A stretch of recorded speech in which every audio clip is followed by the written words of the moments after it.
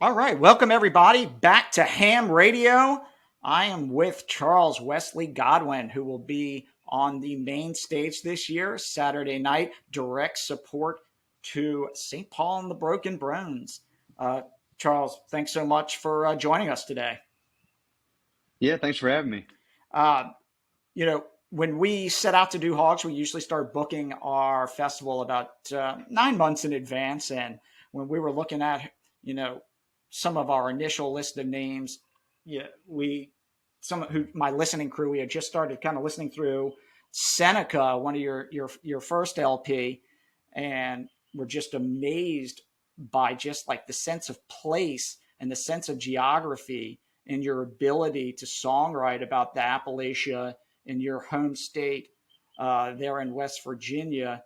If there's one thing, it may seem out of place, but here in New Orleans, everybody has a real sense of pride about where they come from, and I haven't seen many albums recently that are able to do what you did on Seneca, and I'm kind of curious, what inspired you to go through kind of that almost a concept album about where you're from.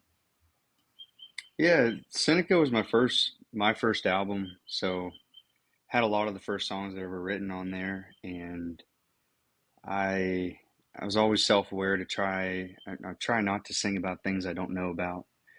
So, I know my home, I know what things look like. I have my own history and then my family's history and stories to fall back on.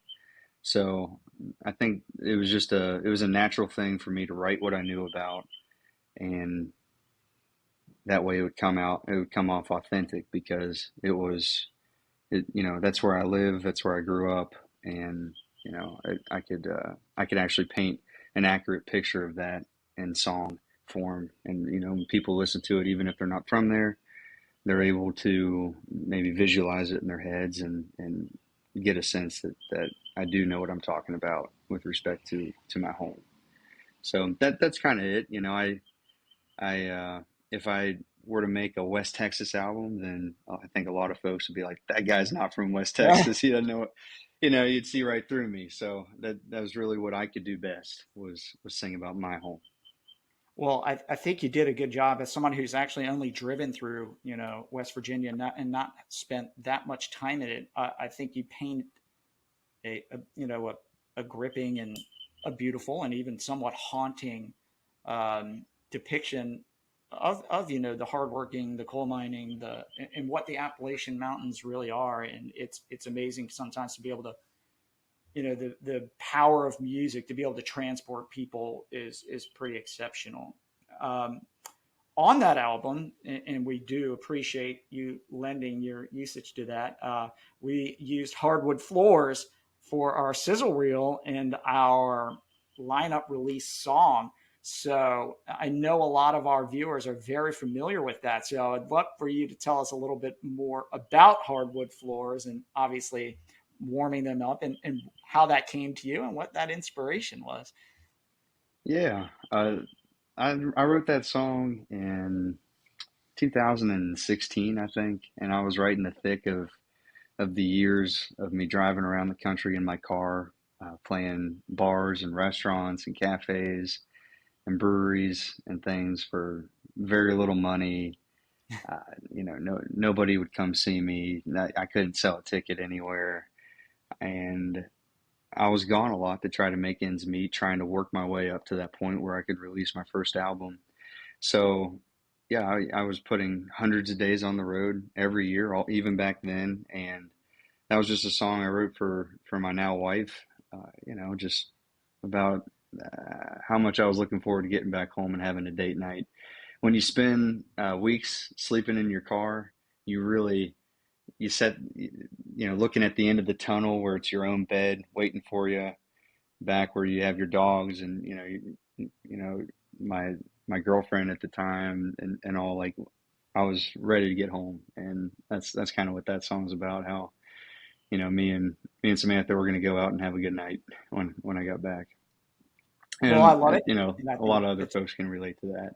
oh, I think it's extremely relatable, and anybody, it, it's it's not only relatable, but it's moving.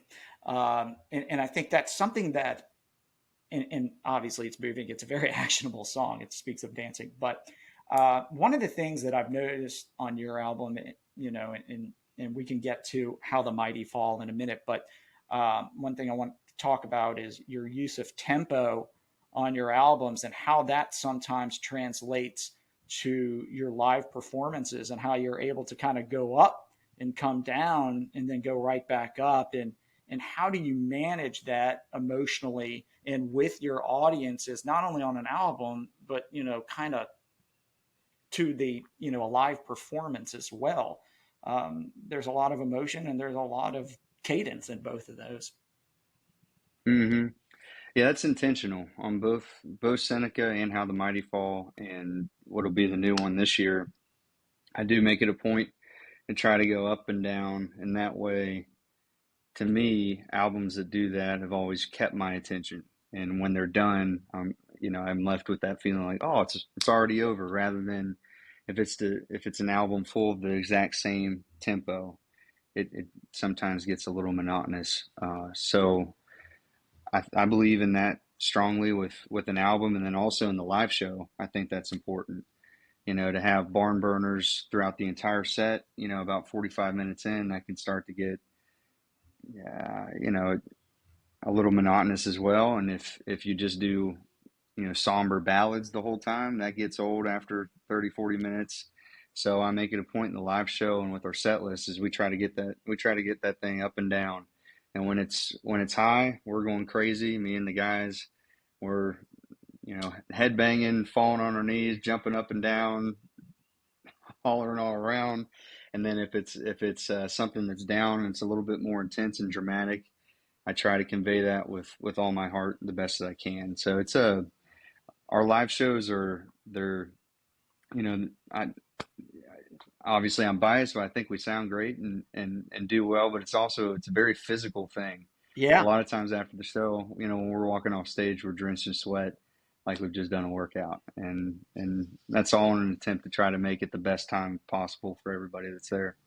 Yeah. And I don't want to get ahead of ourselves, but I think I do want to point out right now, just on the back of that for our audience, that you did just release an EP live from the church that kind of gives a pretty good touch of what you're talking about right there. Exceptional release and really amazing production as well. But, I do want to, before we talk into that, kind of let the needle fall down on this album, How the Mighty Fall. And yes, I did make a pretty terrible joke on Needle Fall Down, but for those of you who are familiar or not familiar, that is a wonderful track on the album. So you released this album in late 2021 to what I can only describe as pretty exceptional reviews. Uh, Certain websites that I follow pretty religiously on the country side, naming it the country album of the year, and I think that's completely merited.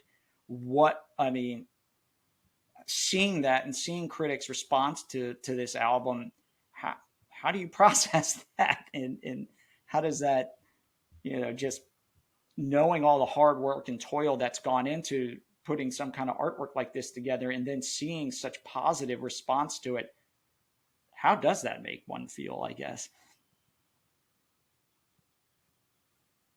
Oh, it feels great. It's a lot better than it being a negative response. And Sure. I appreciate when people write about it and it turns folks on to it. And sometimes with certain folks, some critics' word might sway them to give the music a try. Um, but the really at the end of the day, the most important thing is just the people.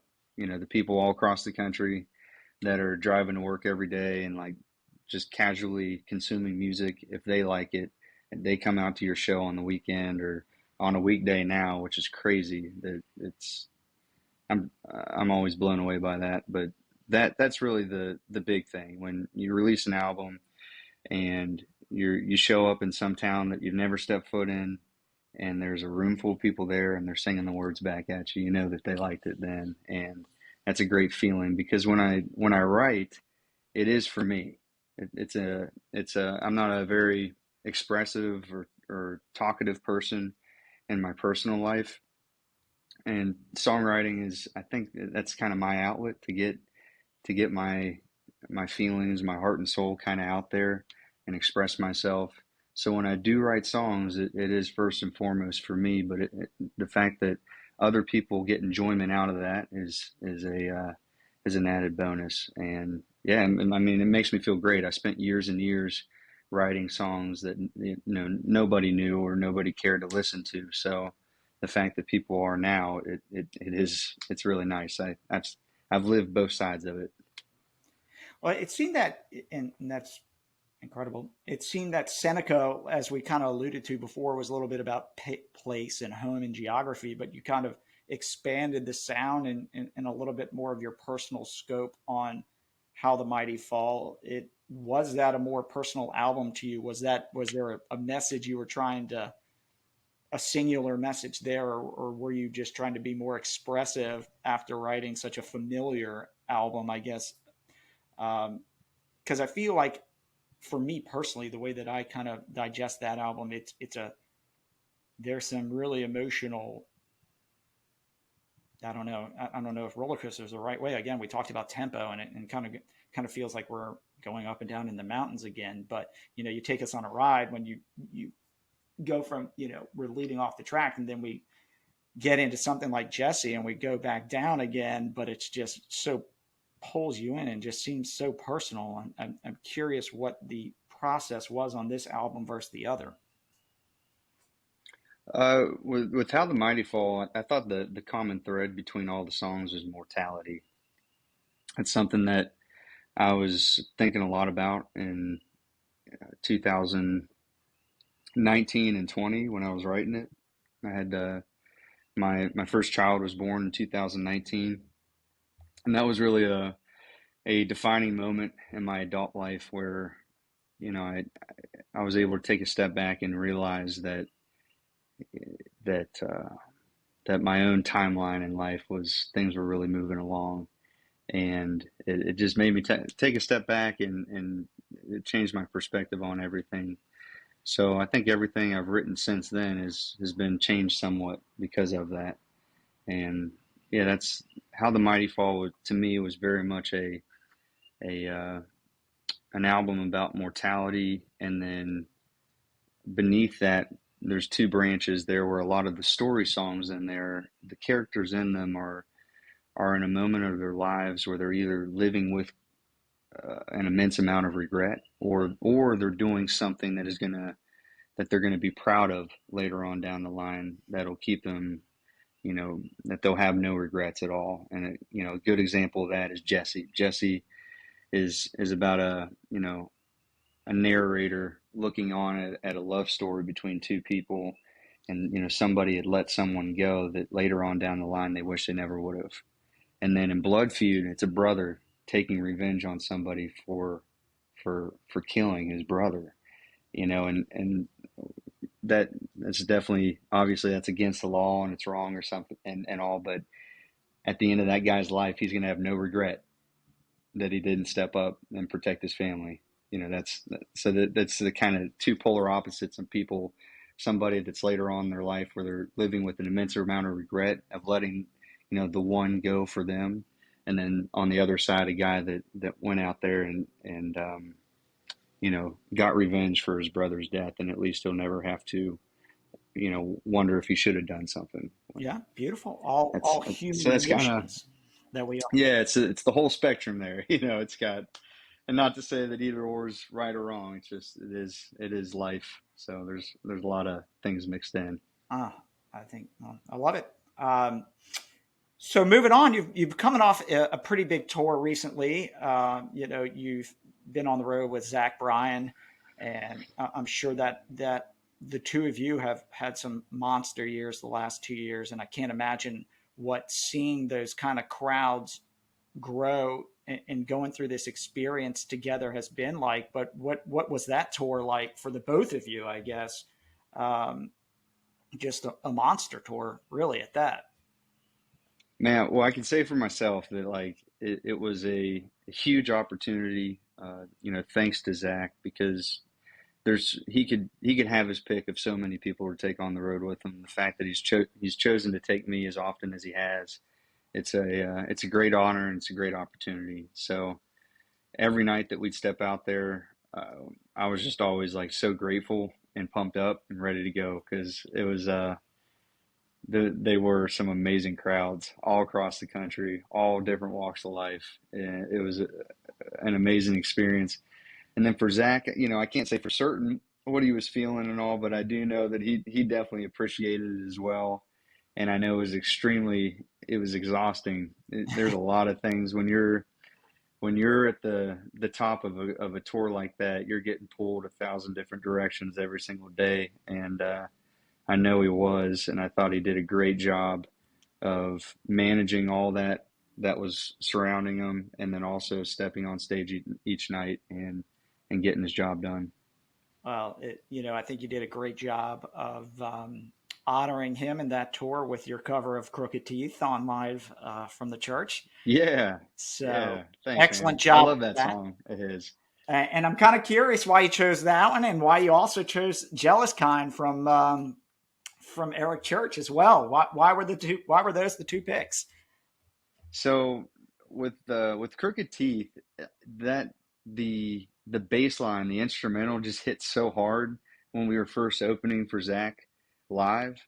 And him and his band they'd rehearsed that over time, and his recorded version of it wasn't quite as good as what the way he does it live now. He's gotten Oh, better as time has gone at doing it, and I was like, man, like I love that song. It's such a good song, and so anyways, I just wanted to cover it, and I wanted to do it a little different than him though, because you can never do a song as good as the person that wrote it, and I am a believer of that. But I thought I'd try a different version of it and try to really just rock out that melody lick that he has, yeah, and it's it it was a it's lot of fun to exceptional. play. And again, I would, My guys killed it. yeah, I hope that our listeners will go check out this EP live from the church.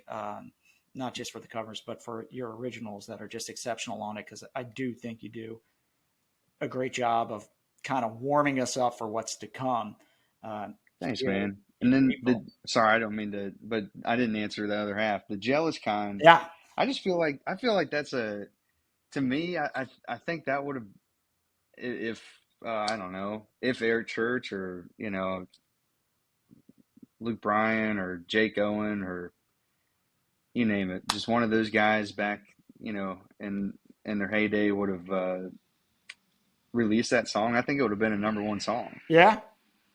And and uh, I think Chris Knight has like a whole catalog full of songs like that. So I just wanted to pull that one out because it's not even one that it's not even one of his most listened to songs, compared to all the songs that he has. And I just, to me, I was like, man, this is a gem right here. So I wanted to record it and throw it out there and maybe put some more ears on it, and more folks will check out Chris songs. And I think that some of the guys that are guys and girls that are kind of in the top 40, I think if they went into Chris's catalog and picked out, there's handfuls of songs of his. I think that would be hit songs. Yeah. It just would need the right person to take it and put it out there. I think it'd be great. So, anyways, I was just having fun because I love that song and just wanted to put it out there for more folks to be able to listen to it and maybe get turned on to Chris's music. That's great. And I think that segues pretty nicely into my next question, which is, you know, who were your musical influences, back when you started playing music and writing music? Who were those guys for you or gals? Yeah, the guys the whole reason I picked up a guitar in the first place, I was 20, like 19, 20 years old. I was in college and I saw the Ava Brothers Mm-hmm. at the on TV at the Grammys, and I wasn't playing sports anymore, so I just had all this free time that I'd never had before in my life that I really needed to fill it with something productive because I couldn't go hunting and fishing every day. I was in college, and I just needed to find more things to do. So I Right. picked up a guitar as a hobby, inspired by the Avett Brothers, and Well, I just then want to kind of I let you know it's not that easy for everybody to do that, by the way. So, you know, well, I'm not a good guitar player. I'm not a great guitar player by any means. I'm probably I'd be considered intermediate. Um, I'm not even good enough probably. If I went to a freshman college guitar class, I'd probably be one of the worst people in the room. But I'm good enough to write yeah, and then play my songs, But the thing I am good at singing and writing. That is something that I've worked at a lot, but I was also God given a lot of talent in that. But and then Chris Knight is obviously a big influence of mine. Bruce Springsteen, I think he's one of the best writers ever. So those are like my top three, I would say. And then you obviously got Willie Nelson, John Prine, Towns Van Zandt, and you go down the whole list of just amazing folks that I've drawn from over the years and listened to often. yeah, that's I can remember a very similar experience. I remember I graduated college at the turn of the millennium, and I distinctly remember hearing "I and Love and You" by Avett Brothers for the first time, and just being absolutely blown away by that track. Unfortunately, I don't have the ability to pick up a guitar and songwrite for it, but it was also an extremely cathartic time that definitely made a fan out of me. Um, and what about now? Are there any artists that you see when you're on the road or that you're hearing that you're currently inspired by? I'm sure Zach Bryan being one of them since you've been with him, but Yeah, Zach's one. Who's just amazing to me is I don't know if you listen to Cole Chaney at all. I don't think so. I don't think so. Man, Cole's a young kid out of Kentucky. I think he's 21 years old now, 22, and I think he just played the Opry last weekend. But I mean, Wow. he writes fantastic songs, and he's already he's already built up like a great following, great listenership. He has this real like bluegrass. It's like in his blood, just this bluegrass flavor to his country music.